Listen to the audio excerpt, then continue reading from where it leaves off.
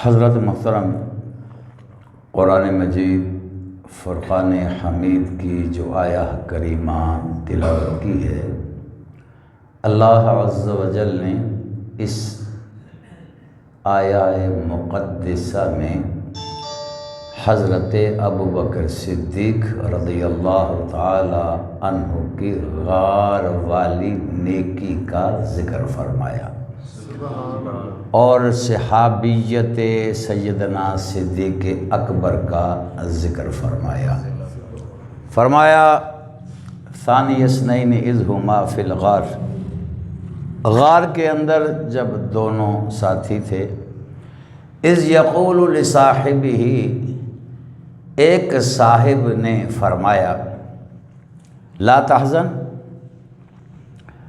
ان کے ایک صاحب نے فرمایا لا تحزن، غم نہ کر، ان اللہ معنا، بے شک ہمارا رب ہمارے ساتھ ہے، ہمارا اللہ ہمارے ساتھ ہے، اس لیے غم نہ کر۔ اب یہ واقعہ ہے جب غار میں حضرت ابوبکر صدیق سرکار دو عالم صلی اللہ علیہ وسلم کو لے کر گئے۔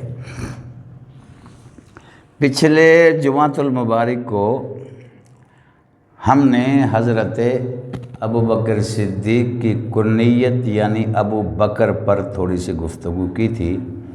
آج ہم ان کے لقب یعنی صدیق پر گفتگو کریں گے۔ اب صدیق کسے کہا جاتا ہے؟ صدیق ہے مبالغہ کا صیغہ، یعنی بہت زیادہ سچ بولنے والا اور بہت زیادہ تصدیق کرنے والا، بہت ہی زیادہ سچ بولنے والا اور بہت ہی زیادہ بہت ہی زیادہ تصدیق کرنے والے کو صدیق کہتے ہیں۔ اب یہ بہت ہی زیادہ سچ بولنے والا اور تصدیق کرنے والا کیسے بنے؟ اللہ عز و جل نے اپنے محبوب صلی اللہ علیہ وسلم کو معراج پر بلایا۔ مختصراً عرض کرتا ہوں، معراج پر بلایا، سرکار معراج پر گئے، واپس آئے۔ حضرت ام ہانی کو آپ نے فرمایا میں رات کے اس تھوڑے سے حصے میں گیا، معراج کر کے واپس آیا، عرض کی حضور اس کا تذکرہ کہیں اور نہ کیجیے گا، اس لیے کہ کفار مکہ، قریش مکہ، سرداران مکہ یہ پہلے ہی آپ کی بات کو تو مانتے نہیں ہیں، سیریس بھی نہیں لیتے، ٹھٹھا کرتے ہیں، مذاق کرتے ہیں۔ سرکار دو عالم صلی اللہ علیہ وسلم نے فرمایا ام ہانی، جو حق اور سچ ہے وہ تو میں بیان کروں گا، اب کوئی یقین کرے نہ کرے، کوئی مانے نہ مانے، کوئی سنجیدہ لے یا مذاق اڑائے، لیکن جو سچ ہے وہ بیان کرنا ہوگا۔ آپ صلی اللہ علیہ وسلم بیت اللہ شریف میں تشریف لے گئے۔ اب سب سے زیادہ زندیق ابو جہل آ گیا، کچھ لوگ اور بھی ساتھ تھے اس کے، کہنے لگا کہ اے محمد صلی اللہ علیہ وسلم، آج کوئی نیا واقعہ ہو، کوئی نئی بات ہو تو سناؤ، کوئی نئی خبر دیں نا آج آپ۔ سرکار دو عالم صلی اللہ علیہ وسلم نے فرمایا رات کے تھوڑے سے حصے میں اللہ نے مجھے معراج کروایا، میں مسجد حرام سے مسجد اقصیٰ میں گیا، وہاں میں نے انبیاء کی امامت کروائی، اس کے بعد میں پہلے، دوسرے، تیسرے، چوتھے، پانچویں، چھٹے، ساتویں آسمان پر گیا، میں نے جنت و دوزخ کو دیکھا، بیت المعمور میں میں نے فرشتوں کی امامت کروائی، پھر میں سدرہ پر گیا، سدرہ سے بھی آگے، پھر میں عرش اولیٰ پر گیا، پھر میں عرش اولیٰ سے آگے لا مقام پر گیا، رب تعالیٰ سے میری ملاقات ہوئی، وہاں سے 50 نمازیں لے کر واپس آیا، چھٹے آسمان پر موسیٰ کلیم اللہ سے ملاقات ہوئی، اس 50 کو باری باری جا کر پھر 5 میں بدلا گیا، وہ 5 رہ گئی، وہ لے کر میں واپس آیا۔ جب میں گھر پہنچا بستر گرم تھا اور دروازے کی کنڈی ہل رہی تھی اور میری ٹوٹی کا پانی ابھی چل رہا تھا۔ اتنی دیر میں گیا بھی اور میں آ بھی گیا۔ اب اس نے از راہ تفنن، از راہ مذاق کہا لگایا، لوگوں کو کہا دیکھو میں تو پہلے ہی کہتا تھا آپ کو۔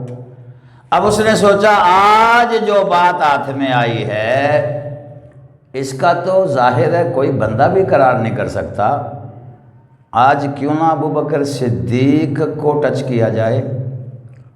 ابو بکر صدیق تو وہ ہستی ہیں جو مکہ کے سپریم کورٹ کے چیف جسٹس ہیں، یہاں لوگوں کے فیصلے کرتے ہیں، یہ ان کے قبیلے ان کے خاندان کے ذمے تھی یہ بات۔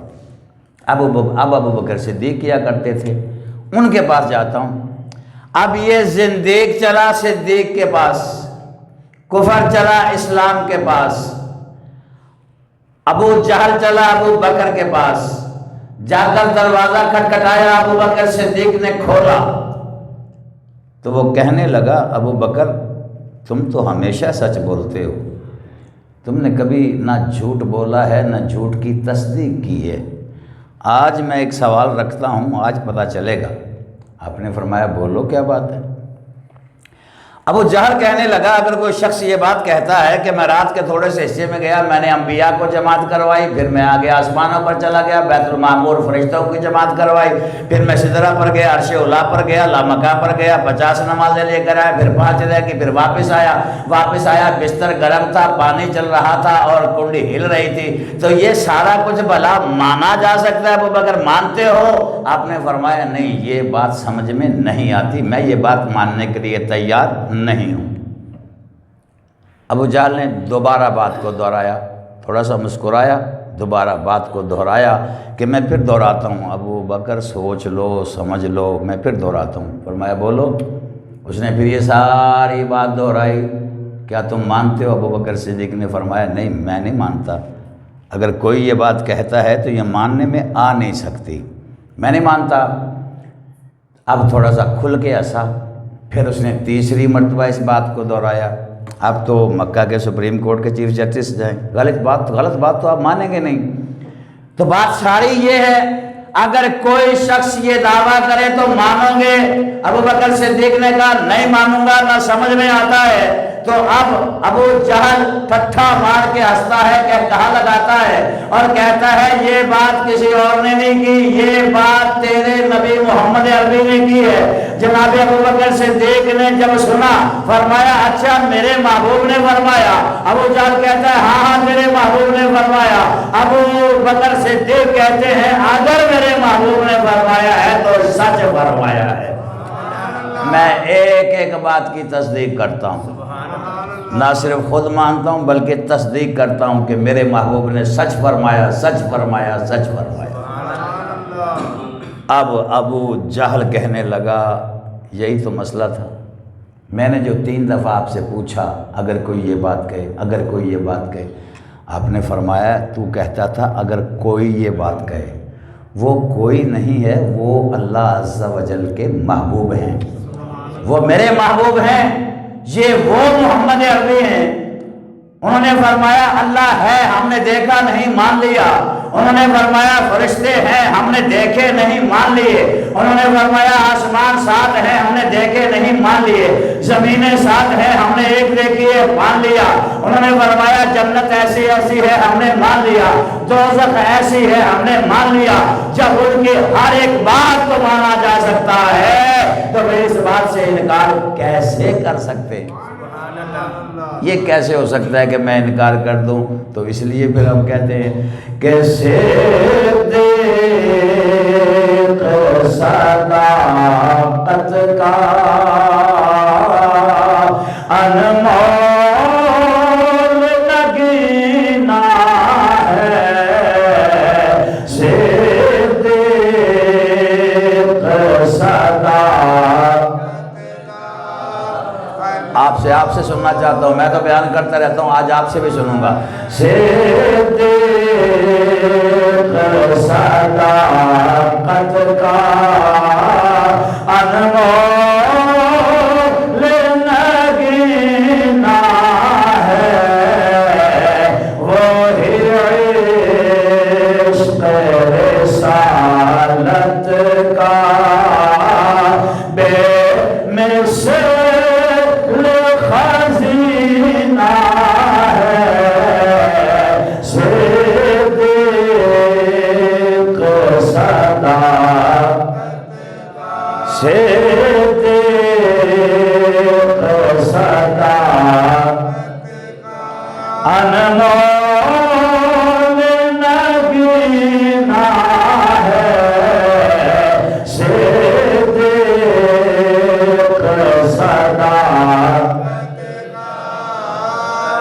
انمول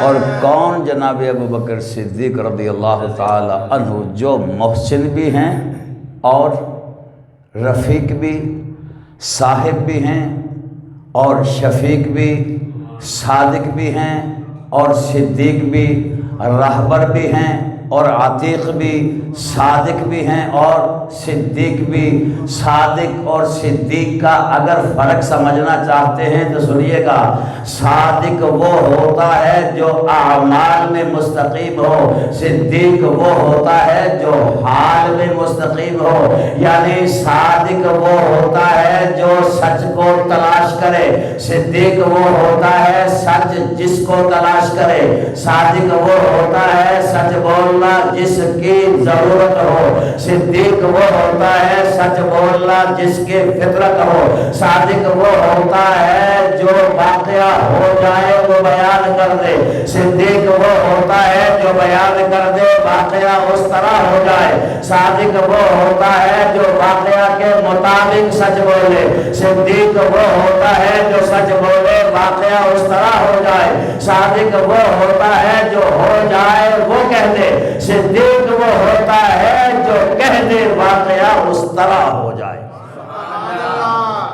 یہ ہے صادق اور صدیق کا فرق۔ سنیے، ایک غزوہ سے سرکار دو عالم اور صحابہ کرام واپس آ رہے ہیں، ایک بچی راستے میں کھڑی ہے، اس کا والد اس غزوہ میں شہید ہو گیا تھا۔ سرکار کی بارگاہ میں سب سے پہلے سرکار سے ملاقات ہوئی، عرض کی حضور کوئی میرے والد محترم کا پتہ ہو، زندہ ہیں یا شہید ہو گئے؟ اب وہ رحمت للعالمین ہے۔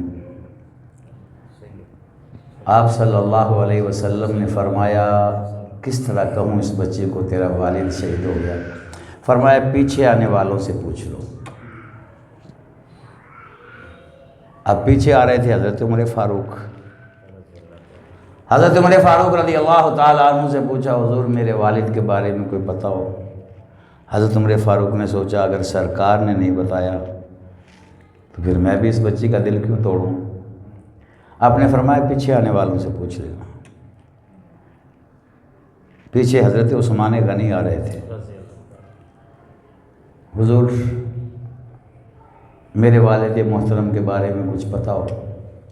حضرت عثمان غنی تو رحماء بینہم ہیں۔ آپ نے فرمایا سوچا کہ سرکار بھی گزرے ہیں، عمر بھی گزرے ہیں، اب میں بھی جا رہا ہوں، اس کا مطلب ہے انہوں نے نہیں دل توڑنا چاہا تو میں کیوں توڑوں؟ آپ نے بھی فرمایا پیچھے آنے والوں سے پوچھ لو۔ اب آ گئے ابو بکر صدیق۔ کون آ گئے؟ ابو بکر صدیق۔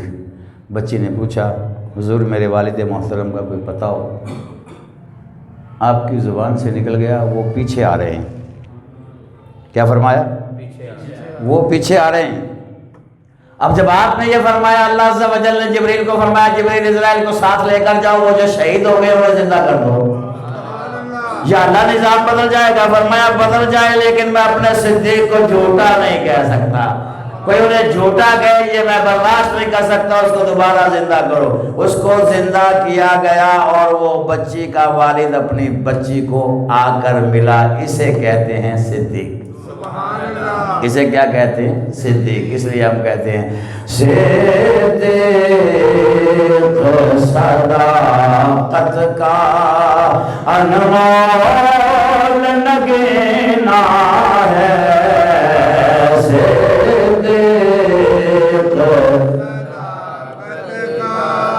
انمول نگینا ہے، صدیق صدا۔ اب جو قرآن پاک میں اللہ عز و جل نے فرمایا ہے نا اذ یقول لصاحبہ لا تحزن ان اللہ معنا، ذرا اس طرف چلتے ہیں۔ کفار مکہ نے، سرداران مکہ نے، قریش مکہ نے بیٹھ کر یہ پروگرام بنایا کہ یہ دین اسلام دن بدن بڑھتا جا رہا ہے، پھیلتا جا رہا ہے، اس کو کسی طریقے سے روکا جائے، اپنی رائے دیجیے گا۔ رائے دینے والے بیٹھ گئے، ایک بندے نے کہا کہ ایسا کرتے ہیں کہ مسلمانوں کے نبی کو قید کر دیتے ہیں۔ انہوں نے کہا جی قید کر دیا تو اس سے تو کوئی فرق نہیں پڑے گا، جس راستے سے مصطفیٰ کریم گزرتے ہیں دیوانوں کو خوشبو آ جاتی ہے، پہنچ جائیں گے۔ انہوں نے کہا یہ تو پھر ٹھیک نہیں رہا، پھر کیا کریں؟ انہوں نے کہا جی ایسا کرتے ہیں شہر بدر کر دیتے ہیں۔ انہوں نے کہا اگر شہر بدر کرتے ہیں کسی دوسرے شہر میں جائیں گے، وہاں دین اسلام پھیلے گا، پھولے گا، بڑھے گا، لوگوں کی تعداد بڑھ جائے گی، تو یہ دین اسلام تو پھر پھیل جائے گا۔ پھر ایک نے کہا کہ ایسا کرتے ہیں مسلمانوں کے نبی کو معاذ اللہ ثم معاذ اللہ شہید کر دیتے ہیں۔ وہ سارے اس بات پر متفق ہو گئے، سارے اس بات پر متفق ہو گئے۔ صحابہ کرام کو ہجرت کا حکم پہلے ہو چکا تھا۔ سب سے دلیرانہ طور پر اگر کسی نے ہجرت کی ہے تو اسے عمر فاروق اعظم کہتے ہیں۔ آپ نے جب ہجرت کی نا، آپ نے طواف کعبہ کیا، تلوار نکال لی، فرمایا چونکہ ہجرت کا حکم میرے محبوب نے دے دیا ہے اس لیے اب میں نے یہاں رہنا تو نہیں ہے، میں نے یہاں جانا ہے۔ تو جس نے اپنے بچے یتیم کروانے ہیں وہ آ کے میرے سامنے روکے مجھے۔ کسی کی جرأت نہیں ہوئی، آپ علل اعلان ہجرت کر کے تشریف لے گئے۔ اب آ گئی سرکار دو عالم صلی اللہ علیہ وسلم کو اللہ نے اجازت دے دی۔ اس وقت سرکار کو اجازت ہجرت کی نہیں تھی، غلاموں کو تھی، ان کو ہجرت کروا کے بھیج دو۔ اب جب کفار مکہ نے پروگرام بنایا، ہر قبیلے کا ایک جوان لیا، 40 قبیلے تھے، جری بہادر دلیر جوان لیا، اسے اسلحہ سے مسلح کر دیا اور گھر کا گھیراؤ کر لیا، محاصرہ کر لیا۔ سرکار دو عالم صلی اللہ علیہ وسلم نے جب یہ محاصرہ دیکھا، ادھر اللہ نے جبریل کو بھیجا، جبریل جاؤ میرے محبوب کو فرما دو اب آپ ہجرت کر کے مدینہ شریف چلے جائیں۔ حکم آ گیا، اجازت مل گئی۔ سرکار دو عالم صلی اللہ علیہ وسلم کے پاس کھڑے تھے مولا علی شیر خدا۔ آپ کی زبان اللہ نہیں نکلی یار، کیا کھا کے آتے ہو؟ گلے رک گئے ہیں، اللہ تعالیٰ آپ کے گلوں کو صاف کرے، سینوں کو صاف کرے، اونچی آواز سے سبحان اللہ کہیے۔ تو جناب مولا علی شیر خدا کھڑے تھے، فرمایا علی آج تم میرے بستر پر کھڑے ہو، اپنا بستر پر سو جاؤ، دشمنوں نے محاصرہ کیا ہے، 40 لوگ ہیں، مسلح ہیں، مجھے شہید کرنے آئے ہیں، میرے بستر پر سو جاؤ، کل لوگوں کی امانتیں واپس کر کے پھر آپ مدینہ میں تشریف لے آنا۔ آپ نے فرمایا ٹھیک ہے حضور، مجھے قبول ہے۔ بستر دیا مولا علی شیر خدا کو، بستر دیا مولا علی شیر خدا کو۔ اب سرکار دو عالم صلی اللہ علیہ وسلم نے دیکھا 40 لوگ مسلح محاصرہ کر کے کھڑے۔ سرکار دو عالم صلی اللہ علیہ وسلم جب گھر سے باہر نکلے، آپ پڑھتے ہوئے جا رہے ہیں فَأَغْشَيْنَاهُمْ فَهُمْ لَا يُبْصِرُونَ۔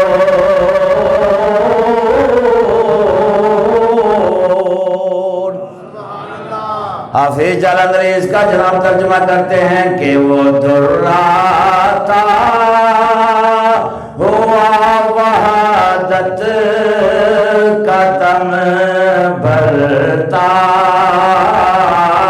ہوا نکلا، وہ دراتا ہوا وحدت کا دم بھرتا ہوا نکلا، تلاوت سورہ یاسین کی کرتا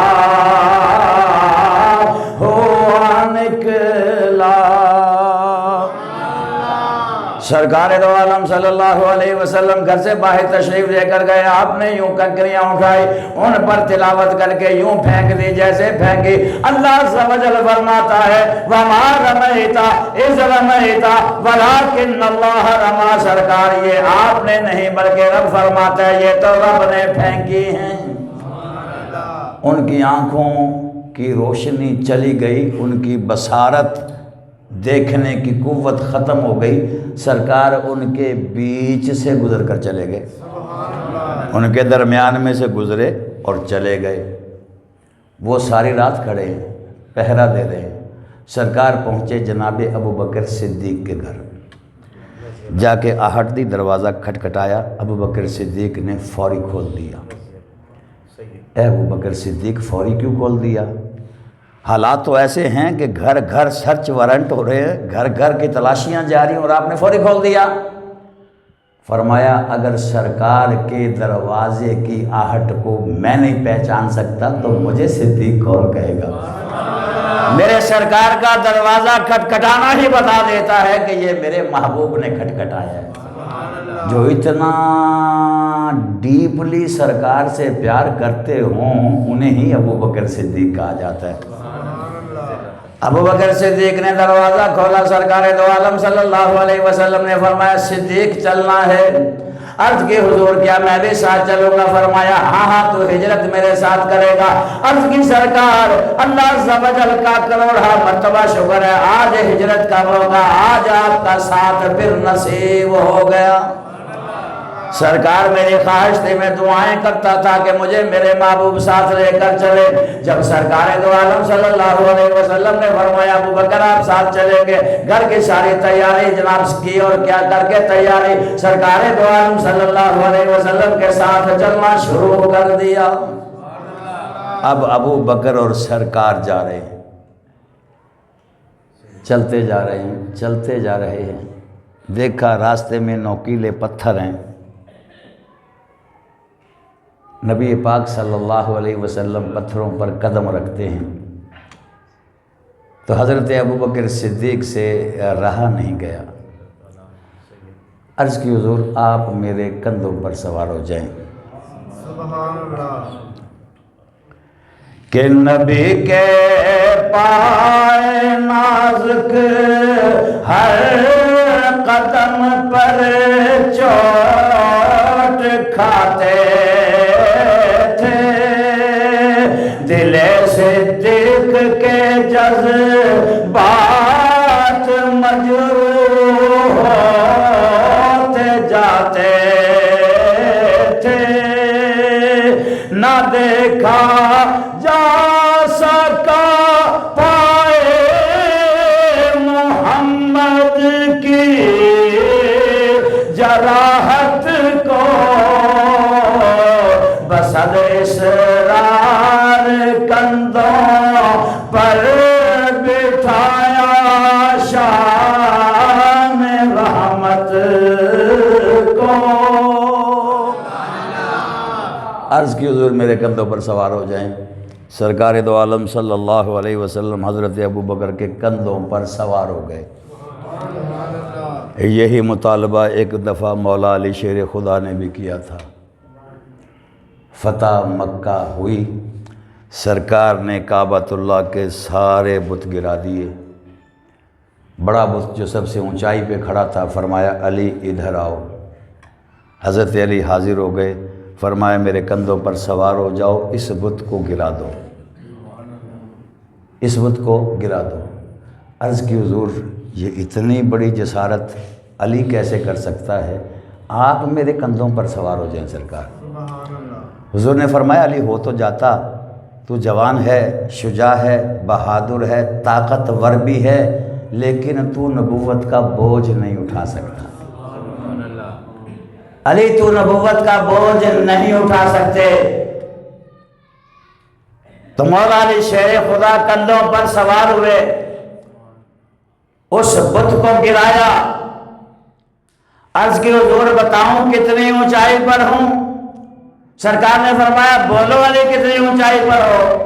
عرض کی اگر حکم دیں تو عرش کا پایا پکڑ لوں، مجھے عرش سامنے نظر آ رہا ہے۔ اس کا پایا پکڑ لوں، سرکار نے فرمایا علی نیچے آ جاؤ۔ سرکار مسکرائے، علی یہ پاک چھلانگ لگا کر نیچے آ گئے۔ نیچے آ کے مولا علی شیر خدا مسکرانے لگے۔ حضور نے فرمایا علی مسکرا رہے ہو کیوں؟ عرض کی حضور اتنی اونچائی سے نیچے آیا ہوں، یہاں تک کوئی ایک چھت سے گرتا ہے تو اس کی ٹانگ پاں ٹوٹ جاتی ہے، اور میں اتنی اونچائی سے نیچے آیا ہوں۔ مجھے سرکار چوٹ کا احساس تک نہیں ہے، کوئی چوٹ مجھے نہیں لگی۔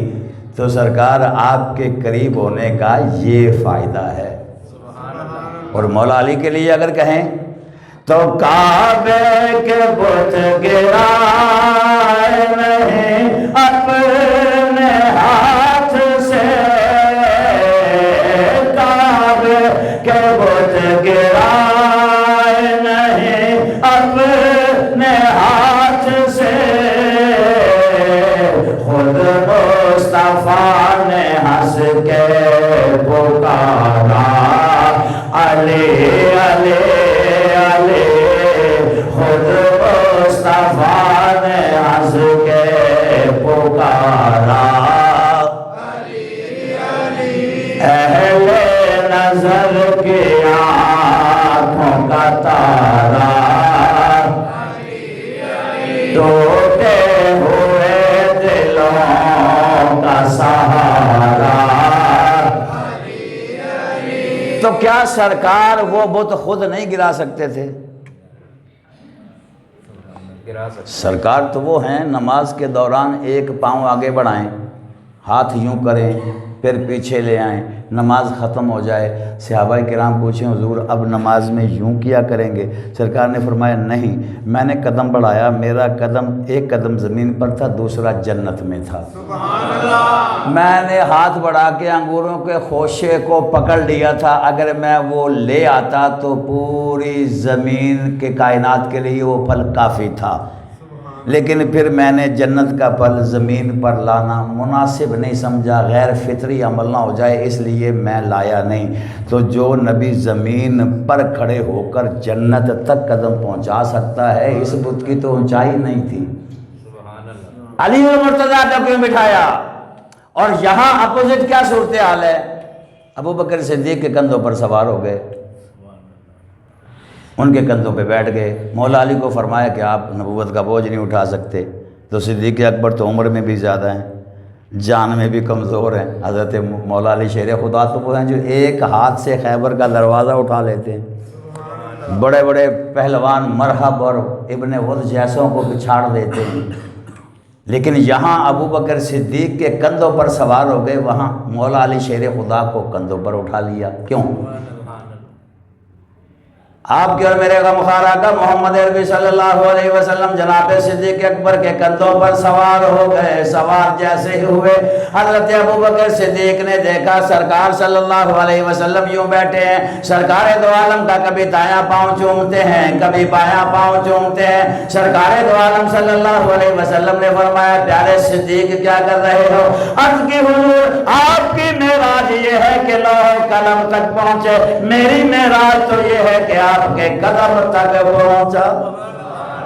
عرض کی حضور آپ کے قدم اس لیے چوم رہا ہوں، سرکار نے اپنا دست اقدس حضرت صدیق اکبر کے سر پر رکھا، اور جس کے سر پر سرکار کا ہاتھ ہو، ہاتھ رکھ کے آپ نے فرما دیا میرے بعد خلافت کا حقدار صدیق ہے۔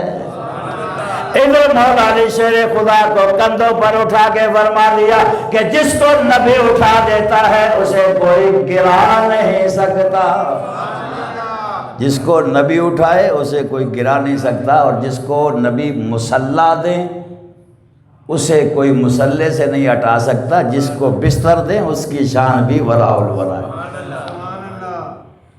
ابھی یہاں پر رکیے گا، وہ 40 لوگ جو محاصرہ کر کے کھڑے تھے، مولا علی شیر خدا صبح اٹھے، گھر سے باہر نکلے، وہ پوچھنے لگے علی بستر پر رات آپ تھے؟ فرمایا ہاں میں ہی تھا۔ آپ کے نبی کہاں ہیں؟ فرمایا جاگتے تم رہے ہو، پہرا تم دیتے رہے ہو، پوچھتے اس علی سے ہو جو ساری رات سکون کی نیند ساری رات سکون کی نیند سویا، اور ایسی سکون کی۔ صحابہ کرام نے پوچھا علی ڈر نہیں لگا؟ ایک دن صحابی نے پوچھا علی ڈر نہیں لگا آپ کو؟ 40 دشمن مسلح گھر کا گھیراؤ کر کے کھڑے، سرکار نے بستر دیا، آپ لیٹ گئے، نیند آ گئی تھی۔ فرمایا قسم رب ذوالجلال کی جیسی نیند اس رات آئی ہے کبھی آئی نہیں۔ سبحان اللہ۔ وہ کیسے؟ علی المرتضیٰ فرماتے ہیں پہلے تو یہ یقین ہوتا ہے جو سانس باہر گیا ہے شاید اس سے پہلے موت آ جائے، جو سانس اندر گیا ہے باہر نکالنے کا موقع نہ ملے، شاید موت آ جائے، لیکن اس رات بڑے سکون سے سویا، چونکہ میرے محبوب نے فرمایا تھا علی ان کی امانتیں واپس آپ نے کرنی ہے، واپس کر کے مدینہ پاک بھی آنا ہے۔ مجھے پتا تھا نہ آج رات کو موت آئے گی، چونکہ میں نے امانتیں واپس کرنی ہیں، اور میں مدینہ پاک بھی پہنچوں گا چونکہ میرے محبوب نے فرمایا ہے۔ تو گویا کہ علی پاک کا عقیدہ یہی تھا جو آج اہل سنت و جماعت کا ہے کہ میرے نبی دی زبان سانے واسطے قرآن، میرے نبی دی زبان سانے واسطے قرآن۔ اگر کوئی آدمی زیادہ کھانا کھا گیا ہے وہ نہ بولے، کوئی بات نہیں، گلا نہ خراب ہو جائے، باقی بولے، سارے پتہ بھی چل جائے گا کھانا زیادہ کون کھاتا ہے۔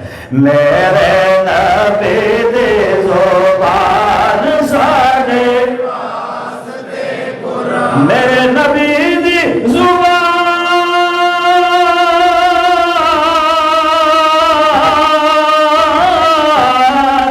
سانے واسطے قرآن کسے اور دا بیان چنگا لگدا ہے، نئے کسے اور دا بیان چنگا لگدا ہے، کسے اور دا بیان چنگا لگدا ہے۔ خیر مولا علی شیر خدا رضی اللہ تعالی عنہ باہر نکلے، پوچھا علی تمہارے نبی کہاں ہیں؟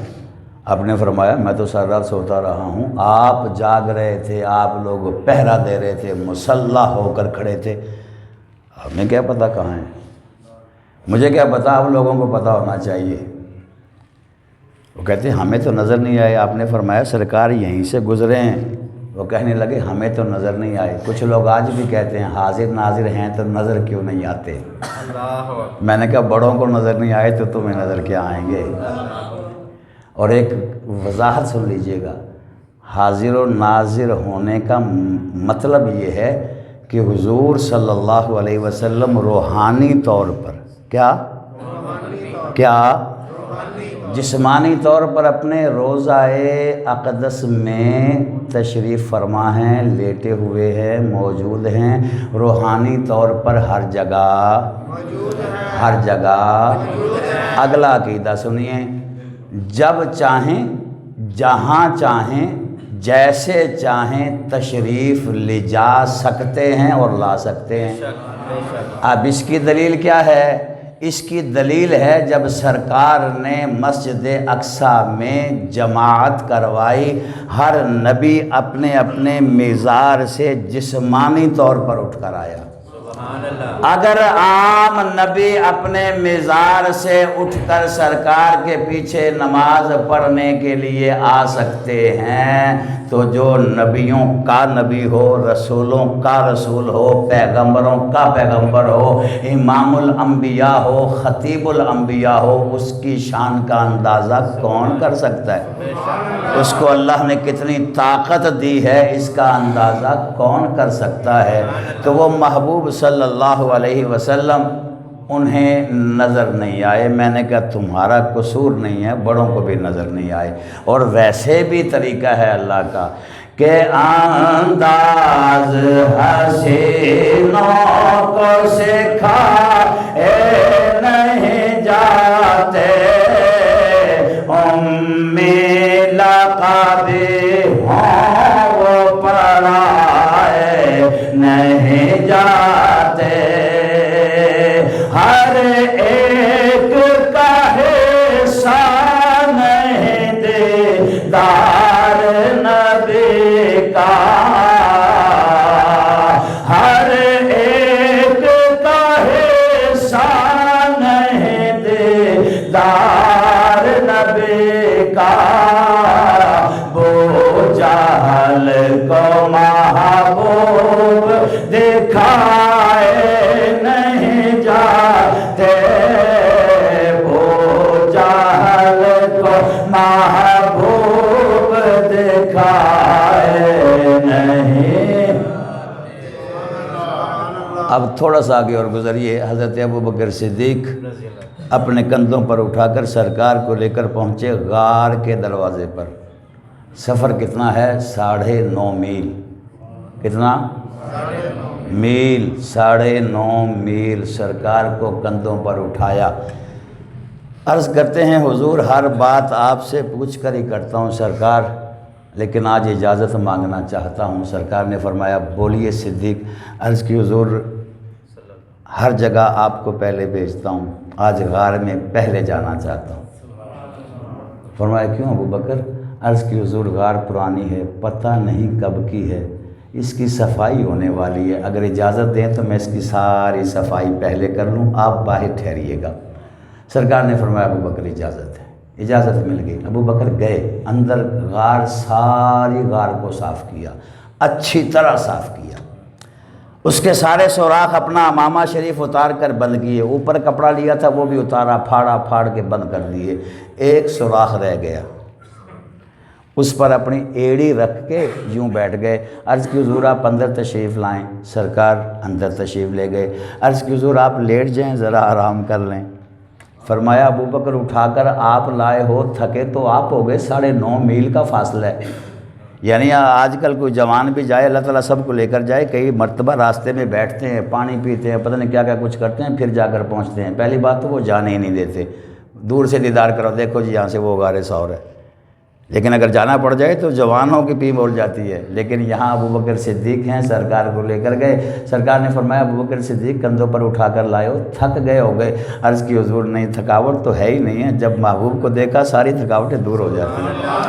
آپ آرام فرمائیں، آپ لیٹے تو سرکار کو بھی معلوم تھا یہ وہ ابو بکر ہے جو کہتا ہے النظر الی وجہ رسول اللہ، چہرہ مصطفیٰ کا ہو، آنکھیں سے دیکھ کے ہو، ہر وقت تکتا ہی رہے۔ تو آج پھر ابو بکر کو وہ دیدار کروا ہی دیتا ہوں۔ سرکار لیٹ گئے، چہرہ سرکار کا ابو بکر کی نظروں کے سامنے ہے۔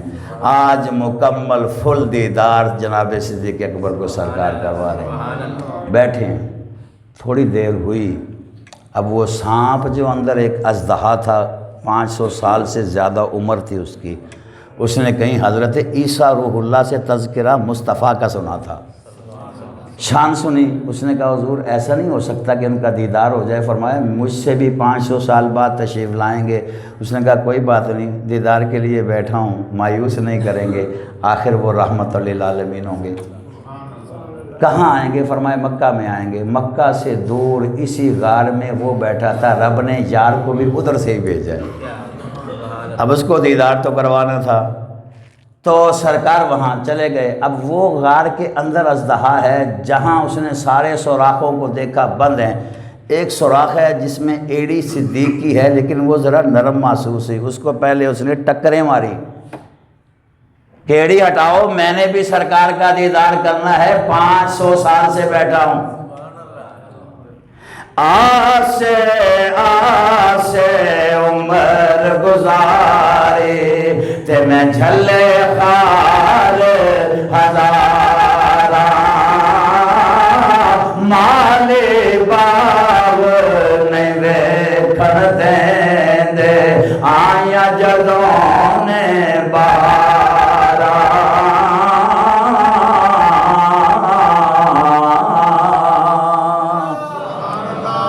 اللہ عز و جل کی بارگاہ میں التجا ہے، دعا ہے رب تعالی ہمیں بھی جناب صدیق اکبر جیسا عشق رسول عطا کرے۔